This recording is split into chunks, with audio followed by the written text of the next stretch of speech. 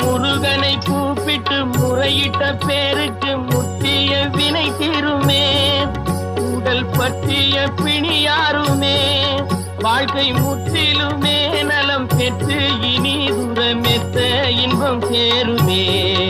அப்பன் முருகனை கூப்பிட்டு